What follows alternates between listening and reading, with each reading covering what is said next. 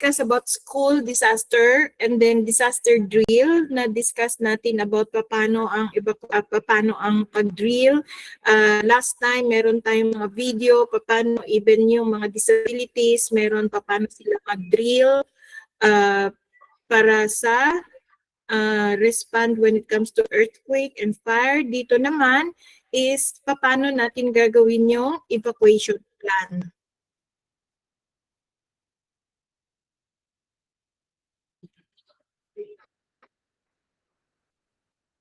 Okay, so to start with, our topic will include evacuation, the importance and purpose, the type of evacuation, the evacuation plan and the map, the pile drill evacuation, tsunami drill evacuation, and evacuation evaluation. So kasi kahit na ganon, kailangan pa rin natin i-evaluate kung yung plan natin is effective or not. Otherwise, we have to revise. Okay? So when it comes to evacuation, kailangan the shortest time as much as possible nandun na sa evacuation area ang mga tao. Okay? So evacuation is kagaya ng alam ng karamihan, it is always as a result of disasters. Now, there are different kinds of disasters. Kahit gera is considered disaster. So evacuation is a must. When it comes to earthquake, when it comes to fire, evacuation is a must also. Okay? But the amount of time of evacuation varies, depends on the situation. Kung ito ba ay gera, kung ito ba ay sunog, kung ito ba ay earthquake. Okay? Or masasabi natin weather conditions. Okay? When it comes to weather conditions, there is enough time to prepare kasi 'di ba ina-announce yan, lalo na si Pag-asa, lagi yan tayo ina-update na by Tuesday magla-landfall na ang typhoon Haning, yung mga ganun-ganon. So this is considered a strong typhoon with an airflow of 220 kilometers per hour and things like that.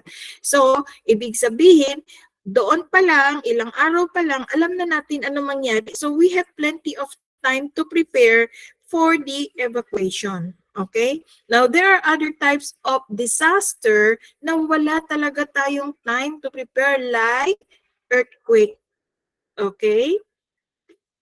Si earthquake talaga na ano. So, kahit pa, okay, alam naman natin dito, particularly if you are staying in a high-rise building, if you are staying in or if you are in the building, so kailangan prepared ka. So ano ang dapat mong gawin? Wala, lumukso ka na lang sa bintana. Joke. Okay. Okay, so you really have to prepare, or we really have to have the basic necessities. Okay? Na yung easily grab and easily dalhin. So ano-ano 'yon? Mga basic necessities na 'yan. Okay? Now, talking about evacuation, alam na natin na kailangan i-prepare and things like that. Ano ba talaga ang importansya? Bakit may plano pa? Evacuate na lang, may plano pa talaga. Okay? Now, this plan is it serves as the guide to all those people that in case of disaster and emergency situation, they know where to go. At alam nila ang ruta, alam nila kung paano mapunta doon. Okay? It helps people to efficiently and safely get themselves away from the imminent danger or ongoing threat or hazard. Okay? So, kailangan talaga meron organized evacuation. Hindi yung kung for example nagkaroon ng disaster, okay, disaster event. Walang preparation ang lahat. Anong mangyari? Sobrang chaos mangyari. Okay? Like what happened in Marikina last time, nag-warning naman pero marami talaga ang hindi nakinig. So once na overflow na yung tubig, anong nangyari? Meron lumunod, meron hindi evacuate nandun sa taas ng bubong at mahirap puntahan ng rescuer. So gutom na gutom. Yung mga ganyan, 'di ba? Ang daming confusion, ang daming chaos, ang daming mga whatever, like for example, may mga alagang hayop, wala na, sayang lang at nalunod na ang mga alagang hayop. Okay? So, napaka-importante na meron tayong evacuation plan. Okay? Para at least alam natin kung ano ang pwedeng gawin. Okay? It provides the safe and orderly evacuation of individuals in the event of emergency situation. Okay? So, that is evacuation. So we have different types of evacuation. Meron tayong vertical evacuation. Ano ibig sabihin yan? Vertical, meron horizontal at chuchu. So vertical means is by using the stairway, yung hagdanan, okay? In emergency situation, particularly fire, kailangan talaga ng vertical evacuation because you are not supposed to use any other route except the stairway. Okay? Lalo na kapag ikaw ay nasa building. This type of evacuation can be used by those who are able to evacuate without assistance. Okay? Yung pwede kang tumakbo, pwede kang bumaba hanggang pababa sa building. Okay? Yung mga people with disabilities na pwedeng meron tayong mga kind of evacuation equipment na pwedeng dalhin ang mga people with disabilities. Like for example, yung wheelchair nila, yung people with crutches o yung meron mga walking cane and walking assistance, okay? So, meron tayong mga gadgets dyan, okay? All exit passageways should be marked as exit signs, okay? So in part of the evacuation plan is to make sure na yung building meron mga drawing kagaya ng mga building na kung saan kayo, meron yan sa may mga pintuan. Even sa mga hotel, even sa mga hospital, sinasabi yan, you are here, okay? So ibig sabihin, yung area na nasaan ka, meron niyang way to exit. So meron yan sa drawing, meron yan nilalagay nila exit. Okay? So take note of that kasi in times of disaster, doon ang exit area nyo. Okay, now what is a horizontal evacuation? Now this is a moving away from the area of danger to a safer place of the same floor where the individual is at the time of the emergency or alarm. So paano yon? Na like for example, ang building, meron tayong sa left wing and the right wing. So ang disaster nangyari doon sa right wing. So you just have to evacuate the people, the victims, or yung mga tao ng left wing papunta sa right wing. Okay? Kasi doon sa right wing, safe sila. So you do not need to go down to keep the people away from harm. Pupunta lang kayo sa the same floor kung saan yung disaster or yung event, pero away na sila sa area of harm. Okay? This is required in situations where individual cannot use exit stairs to get the outside. Okay? In this case, individuals should move away from the area of imminent danger. So, i-keep mo muna sila, lalo na yung mga tao with disabilities. Mahirap talaga sila ibaba. Like for example, wala tayong equipment to put them down. Okay? So, put them in a horizontal, they can use the horizontal evacuation area, yung kunyari sa right wing, ganon doon sila. Pero not necessarily masabi natin safe na tayo doon, safe na sila doon. Somebody who is skilled who will bring them down. Pero right now, na-away na sila sa danger. Okay? So that is horizontal evacuation. So meron din tayong stay in place. Okay? Ito yung tinatawag natin when we discussed last time about lockdown na mga klaseng evacuation, di ba? Yung sa mga stay in place juju natin, nasa isang room lang tayo lahat, na isang room lang lahat ng mga tao. Okay? In some disaster situations, individual may not be able to move to another location. Okay? Unless the danger is imminent, the individual should remain in the room with an exterior window and a phone, closing the door if possible. Okay, so this is applicable doon sa mga active shooter. Nakita ninyo lang ang video last time, may active shooter. So, nandun lang sila sa loob ng room. And then, as much as possible, try to contact for help outside. So, 911. Or, as much as possible inside the room, you have to remain quiet as well. Put off your phone and things like that. Nakita nyo naman kung paano ang ginawa nila when you saw the video last time. Okay, nalock yung room, nilagay ng mga barricade kung ano-ano para kahit papano it will take time for the intruder to get into the room. And if for example na kita kayo sa labas, as much as possible, iwasan nyo. Kaya meron tayong sinasabing na run, hide, and fight. Okay? Wherein the run is as much as possible kung medyo malayo ka sa intruder, as much as possible run and then hide. Again, kapag ikaw ay nagtago, as much as possible doon sa area na hindi ka matrap. Otherwise, you cannot go out. Okay? And then fight is kung for example, nandyan talaga sa iyo na malapit ang intruder, you have to do the best, you have to use your best force to incapacitate the person. Kung meron man na magkasama kayo dyan, kailangan yung salita lang ng mata at alam nyo na ang gagawin. So this involves training. That is the reason why most of the schools in the United States and other parts of the world na meron talagang mga active shooter, talagang may training sila kasama ang mga police. Tinatrain sila kung paano gagawin. Just like what you have seen in the video last week. Okay? So dito meron tayong, hindi ko maalala kung anong video to. I want you to see this.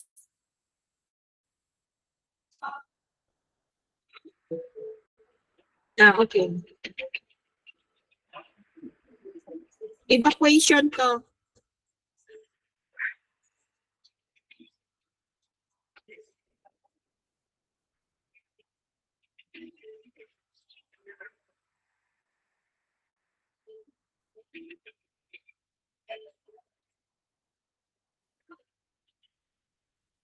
There are many reasons why a building or a group of buildings may need to be evacuated, including fires, chemical spills, toxic or explosive gas releases, explosions, violent behavior, and bomb threats.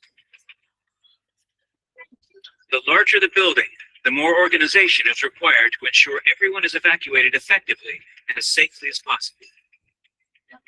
But regardless of the size or type of building or buildings, or number of employees, every organization should have a tried and tested evacuation plan. A plan that everyone must be familiar with. Everyone must know their role in the event of an evacuation, or if they are the first to notice an emergency.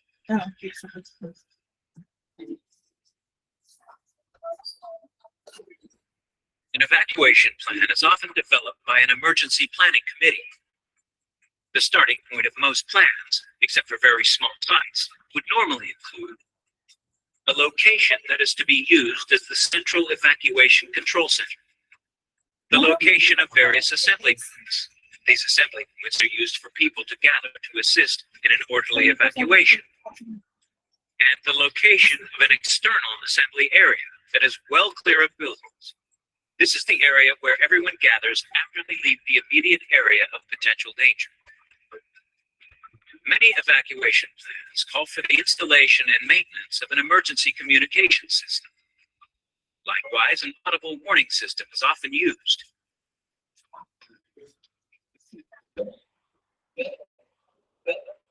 Clearly, it is important that everyone understands the meaning of any sounds produced by alarms. Okay, so nakita nyo naman kung paano yung evacuation. So this is an evacuation because of fire. Okay, so nakita nyo kung paano sila mag-evacuate at saan yung evacuation area nila. Okay, now the components of evacuation plan. Okay, gumawa na tayo ng plan. Okay, so ito yung mga components niya. The plan should include conditions under which the evacuation need necessary. Ibig sabihin, doon sa plan, nasasabi, in case na ganito, ganito, ito, ganito ang dapat gawin. Mag-evacuate ng mga tao. Okay, mga ganyan. Particularly doon sa mga building vulnerable na pwede umapekto ang disaster. Okay?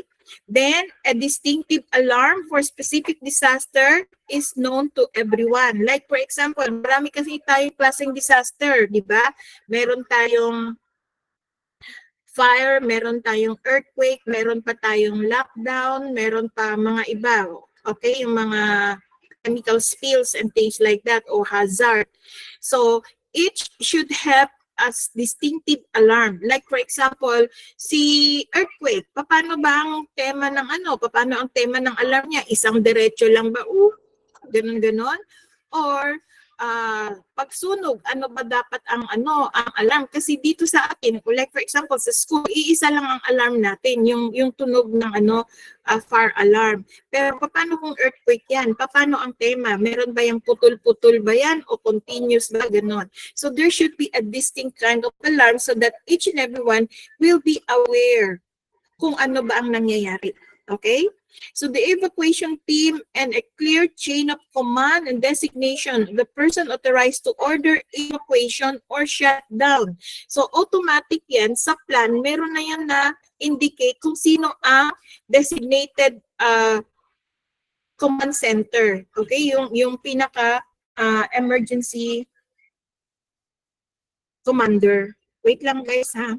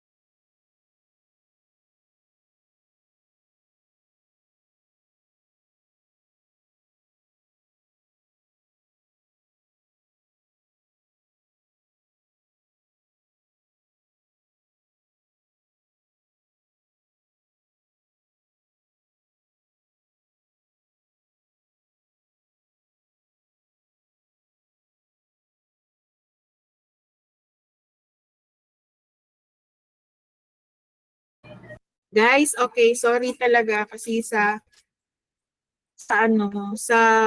maraming concerns na students. Okay, so procedures to assist or help the person. Asan na ba tayo? Specific evacuation procedures for specific building. Kasi every building, iba-iba ang design, iba-iba yung mga tawag nito, way of exit. So, ganun din sa kung ano yung building na yon or hospital or whatever, dapat akma doon sa kanila ang evacuation procedure. Okay? And then procedures to assist person with disabilities during evaluation, dapat kasama to doon sa plan. Nakasaad doon. For patients with wheelchair, ganito dapat ang gawin. For patient with who cannot walk or who cannot use the wheelchair, ganito ang gagawin. So meron dapat ito nakasulat sa plan. Okay?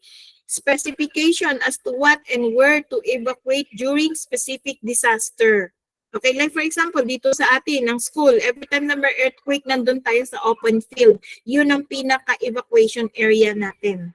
Okay? And special equipment and procedures needed during evacuation. Particularly kapag ikaw ay nasa hospital. So meron tayong mga different kinds of evacuation equipment, lalo na sa pag-evacuate sa mga pasyente. Okay? Then another thing that is included in the evacuation plan is the contact numbers of the key individuals, key persons, and the parents and guardians.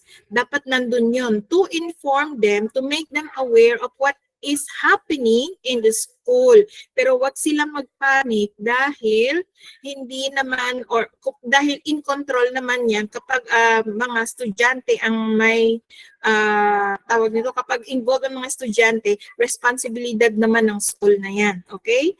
Now, floor evacuation teams, ibig sabihin, each floor must have evacuation team.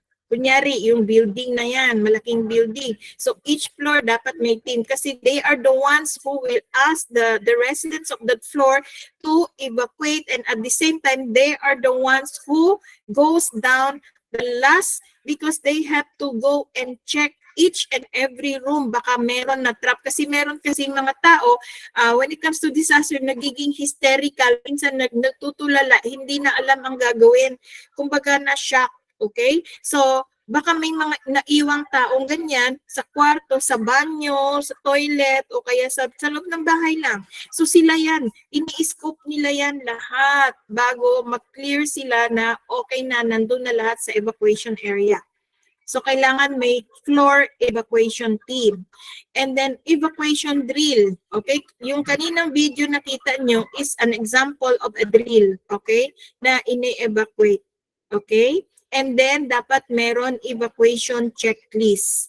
Okay? So ano-anong dapat consist sa loob ng checklist? Kung ano ang oras nag-start ng evacuation and then anong oras natapos. So, kine-check yan kasi every time that you make a drill, you have to determine if you did the practice or the drill for a shortest period kasi this indicates that you can save more lives kasi mas mabilis ang evacuation. Aside from time, tama ba yung proseso na ginawa? Tama ba? Sino ba ang unang nag-declare ng evacuation? Sino nag-declare ng alarm? Lahat ito nakasulat sa checklist. Okay? At saan sila dumaan? Ito ba ang tamang daan papunta sa evacuation area? So lahat yan kasama sa checklist. Okay?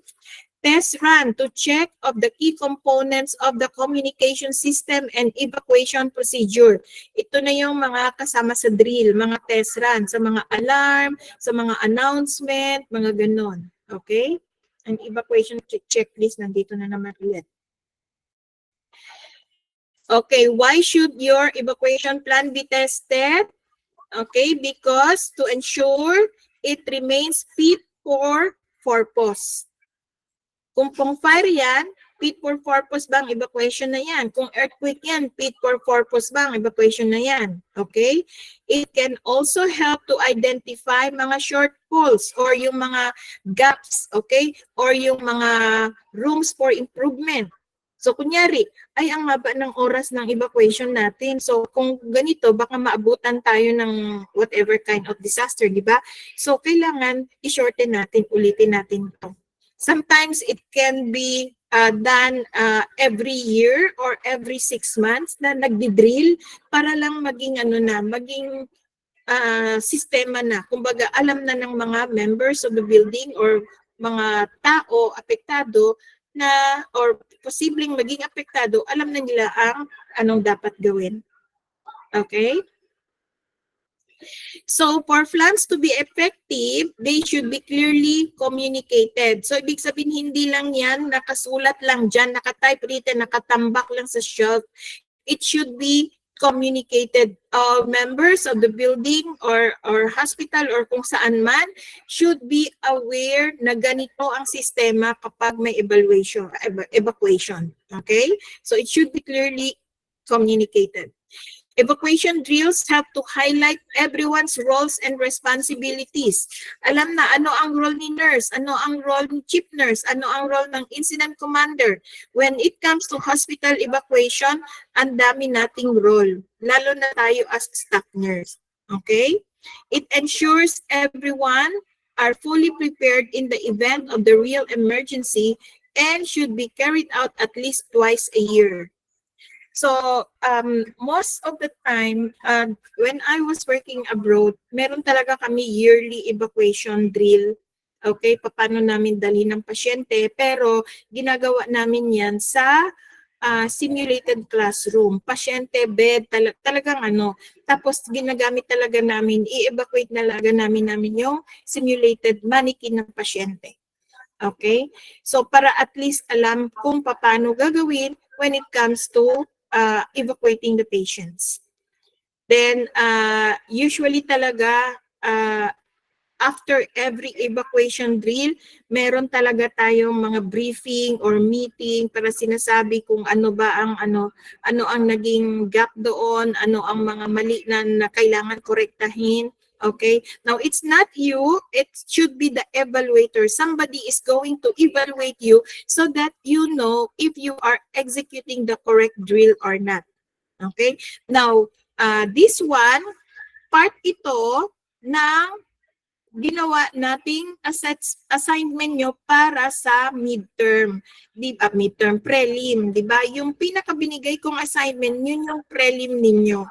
So, aside from evaluate ninyo kung ano ang kulang doon, ano ang mali, anong ganon, dapat may action plan kayo. So, gagawa kayo ng action plan doon sa video na nakita nyo.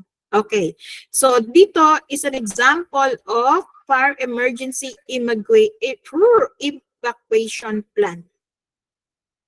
So, the following should be addressed. Okay, number 1, evacuation protocol. Ano yung protocol? Ibig sabihin yung protocol, yung ano ba ang dapat gawin when it comes to fire. So, una-una talaga, sino naka-identify? Sino ang responsible para magtunog ng alarm? Okay? Sino ang responsible para mag-announce na kailangan na mag-evacuate? Yung mga ganyang bagay. The designated individual to call fire and rescue.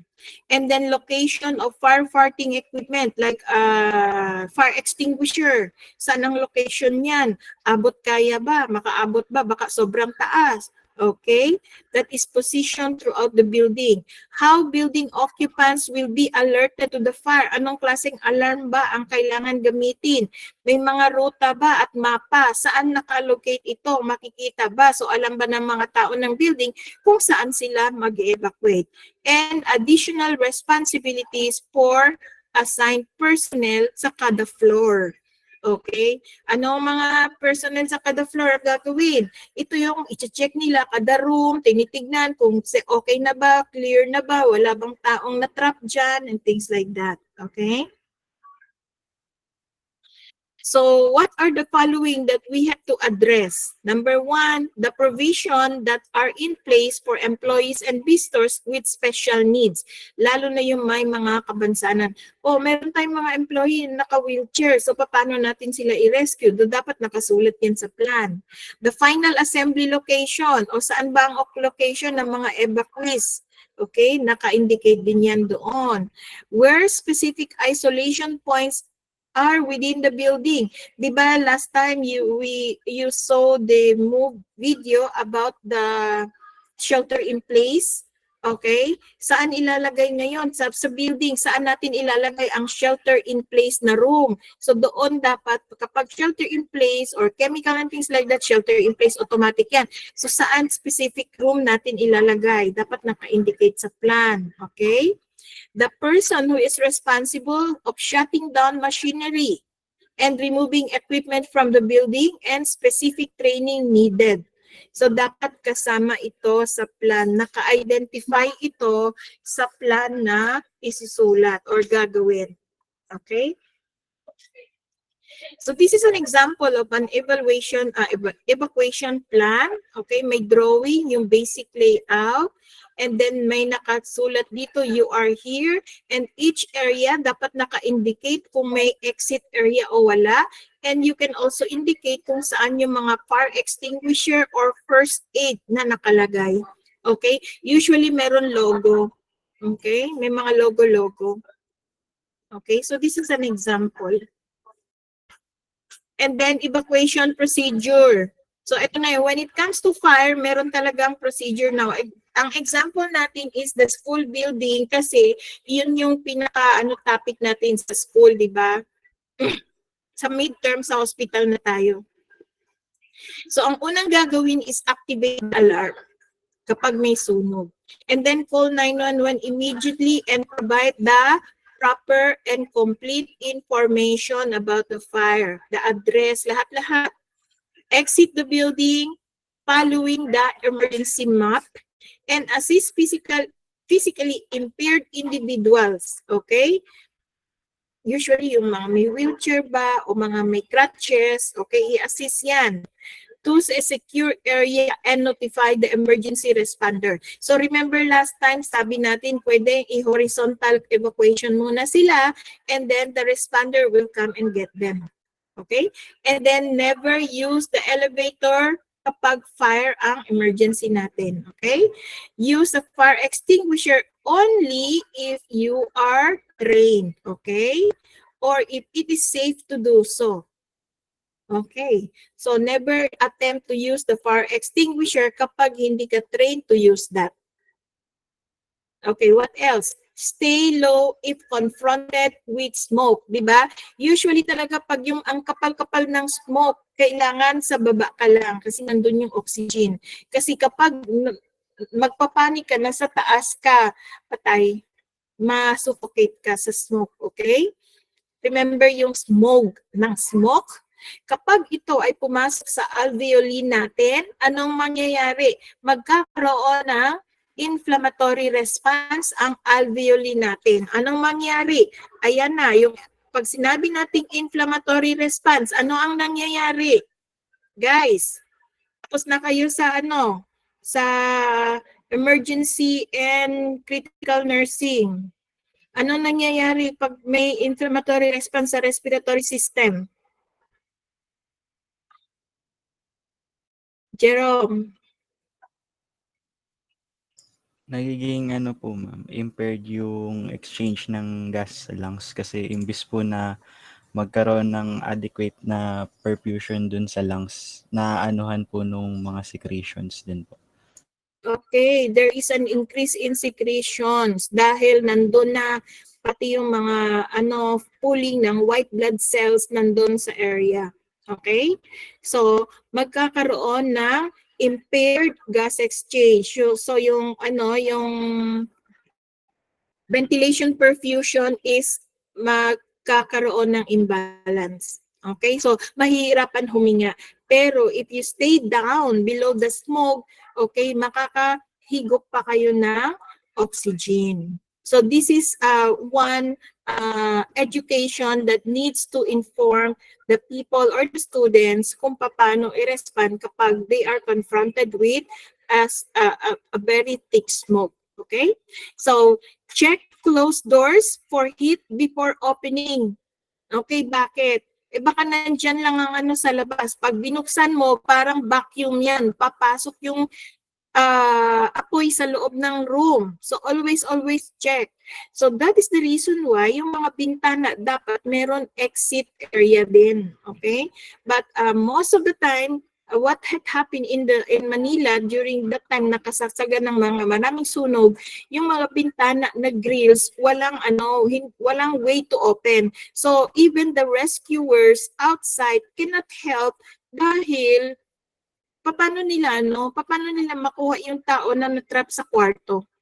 So as much as possible, to be safe, kailangan may opening din yung bintana para doon dadaan. Okay, Dokes? And then, assist injured personnel. Tapos na yan. Assemble at a remote location noted on evacuation maps. And during evacuation, do not push, do not run, do not go back.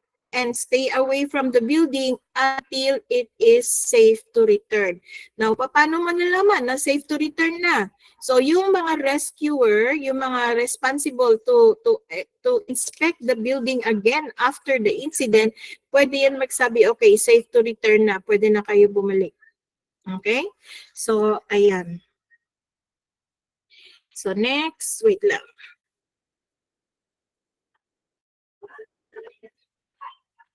Okay, so I want you to see this. This is an example of the evacuation. Nobody ever goes to work thinking that a fire or other workplace emergency will happen today. Unfortunately, it occurs more often than you might imagine. Every year, workplace fires and explosions alone injure more than 5,000 workers and kill over 200.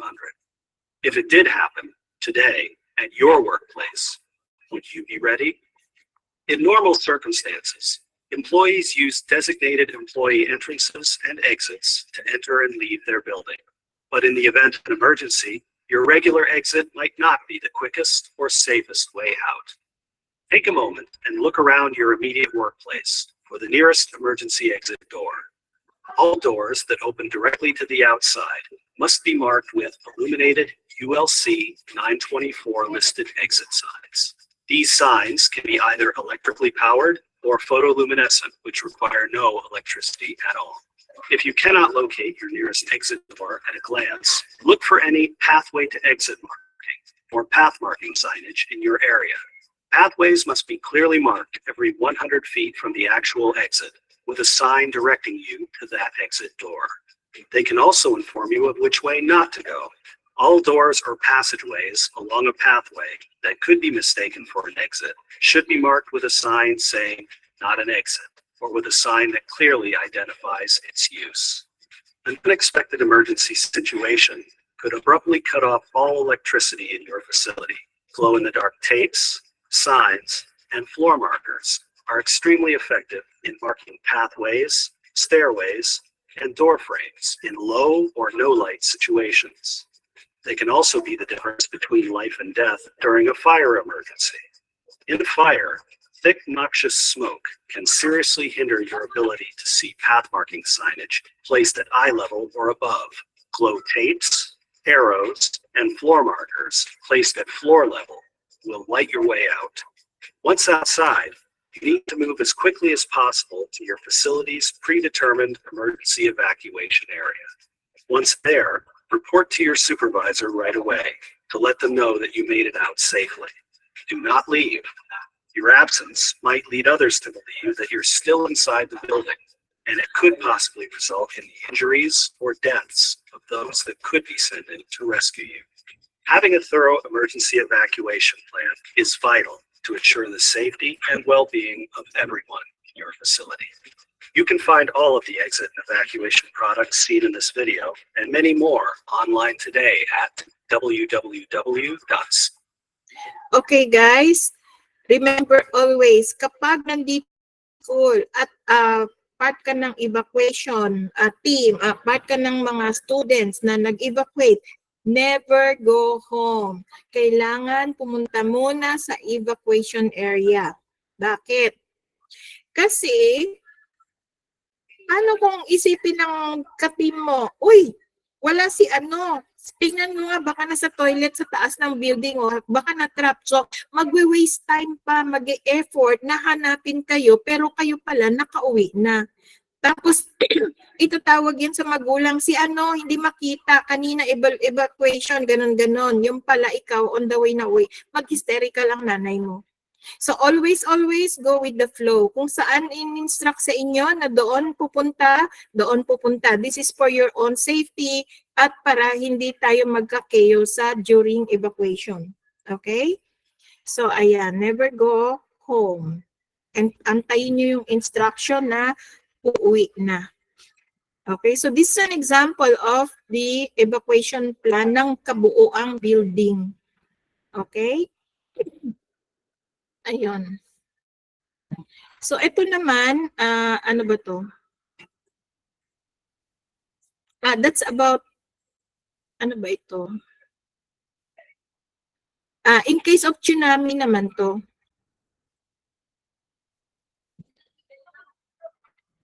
In this video, you'll learn how to prepare for a tsunami and what to do when it occurs. If you notice a tremor or the sudden recession of the sea and you're on the beach or the coast, move to high ground either on foot or by car. If you're at home, you only have a few minutes to get to safety. Go rapidly inland to higher ground.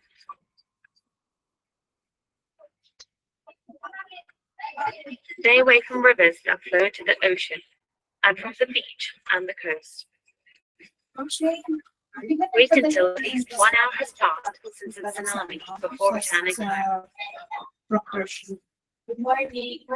Do not touch fallen power lines. Follow safety advice broadcast on the radio by authorities. Do not go to school to pick up your children. Teachers are trained to deal with disaster situations. If the authorities warn you that a tsunami is approaching, seek shelter in a safe place. If you have to leave your home, unplug all household appliances, turn off the water and follow at the main.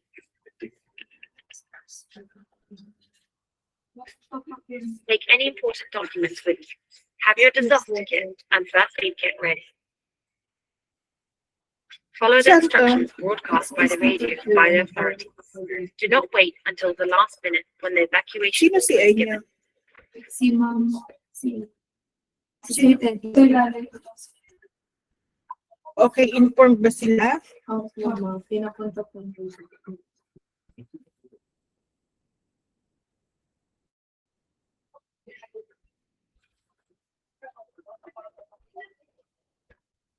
Okay. Nursing, good morning.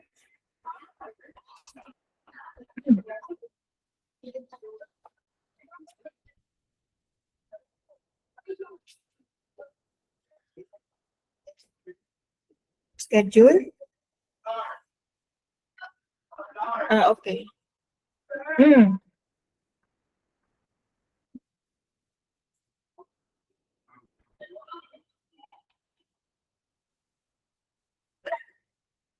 Okay. Sige, ma'am. Ito yung pinaka-schedule ng mga exam, ma'am, no?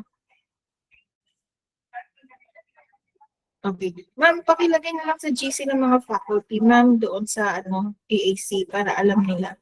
Tapos pasabi na lang na ito yung schedule ng mga exam, so huwag silang mag-exam na makaschedule yung mga Gen Ed. Thank you. Bye-bye. Okay, so yun yung tsunami, guys. At ito naman ay ang, ano ba ito?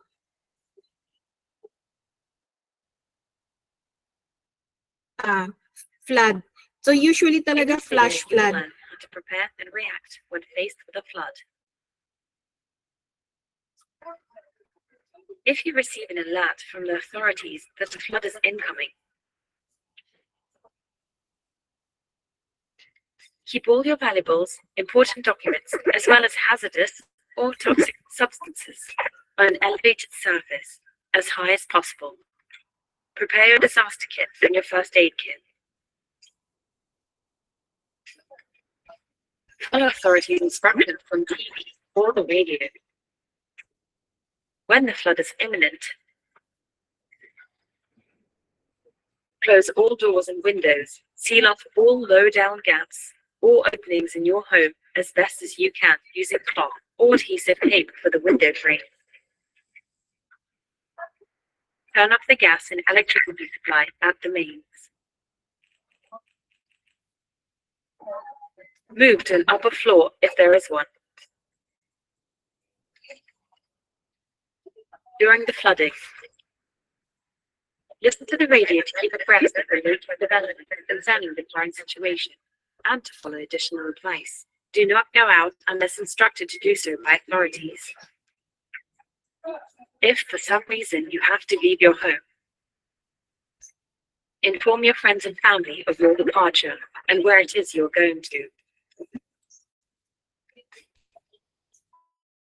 Never attempt to cross a flooded area, whether you are on foot or in a car.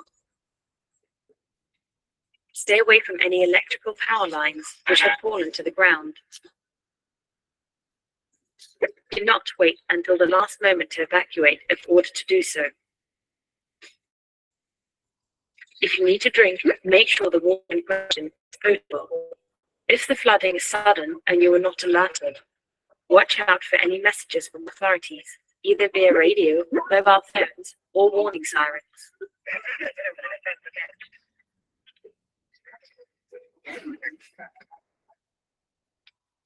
Get to an elevated point away from the water.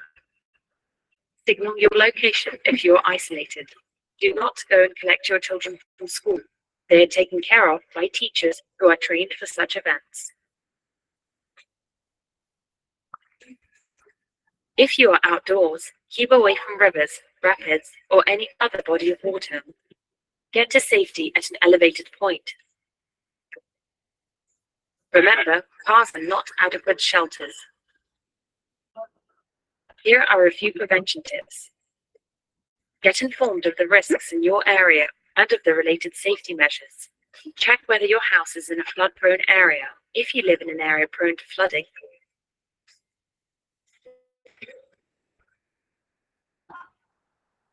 Keep your important documents, valuables, and hazardous products as high as possible.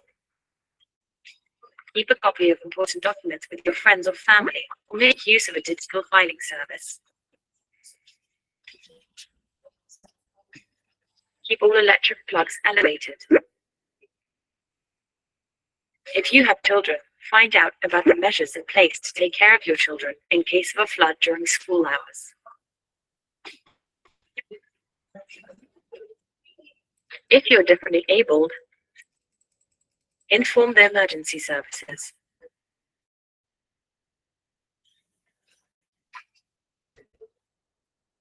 Okay.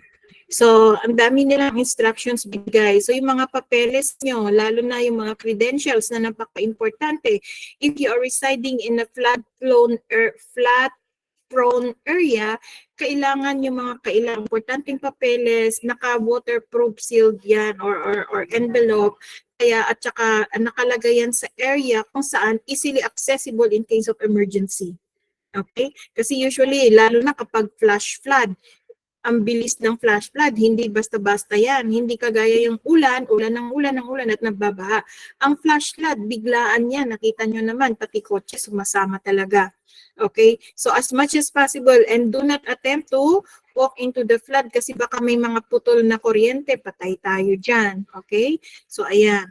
Another thing is, kapag ang mga anak mo ay nasa school, okay, as much as possible, yung mga tao sa school ay train naman sila on how to take care of the children. Usually talaga. So, be calm. Do not rush to the school, but as much as possible, try to have connection through mobile phone or things para malaman natin kung okay ba sila o hindi. Okay? As much as possible, you have also to save yourself. Kung yung area mo talaga is malaliman talaga sa flooding. Okay?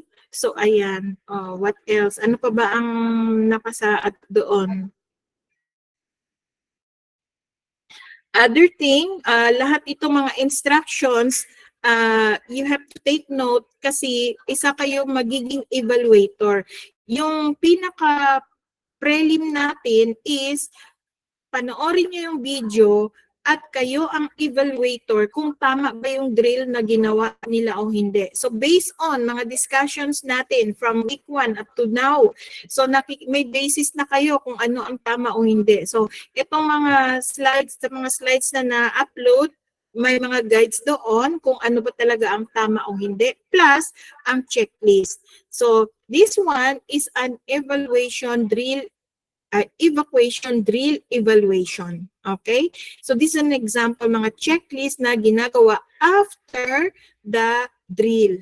Okay? Kung for example, nagdi-drill. So ito yung mga ginagawa natin. So nakikita natin kung effective ba ang drill o hindi. And then if for example, meron tayong nakitang mali, i-correct natin para sa susunod na drill, tama na yung steps na gagamitin. Okay? So this can be easily filled up naman, and you will use also this one when you are doing the fire evaluation, yung sa video. Okay? So i-upload ko ito para may guide din kayo. Do you have any question? Question? Nandyan pa ba? Lindsay, nandyan ka?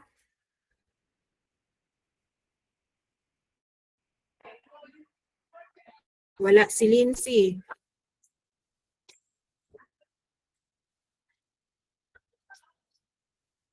Jessica, may question?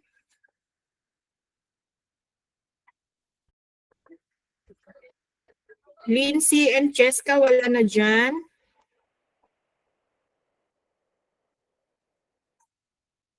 No, ma'am. May question? Wala po. Si Jessica wala dyan, hindi sumasagot. Trisha, No questions po, ma'am. okay, so si Jessica lang talaga ang hindi sumasagot, so absent. Blessy, Claire? Wala May po, ma'am. question? Wala po. Okay. Jancel, may question? None po, ma'am. Okay. So, sige guys, I will let you go now. Do you have any question about about sa assignment nyo para sa midterm prelim? May question kayo? Yes, Daryl. Kailan daw po possible na deadline? Kailan ba ang prelim natin? I-present nyo yan eh. I-present nyo yan sa akin. So, ang prelim natin is next week na ba? Wait lang, tingnan ko. Saan ba ang kalendaryo ko? Wait lang. Kasi last topic na natin ito. So, ibig sabihin, by next week, ready na tayo for the midterm. Okay?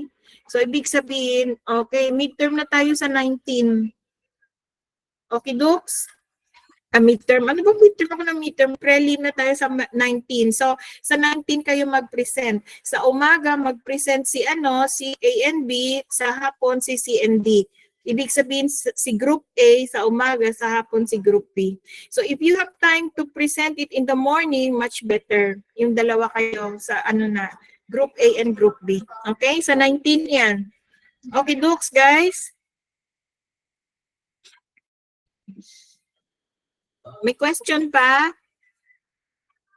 Wala po. Wala na po, ma'am. Okay, so you can go now, guys. Bye. Thank you. Thank you po, ma'am. Thank you, ma'am. Po. Thank you po, ma'am.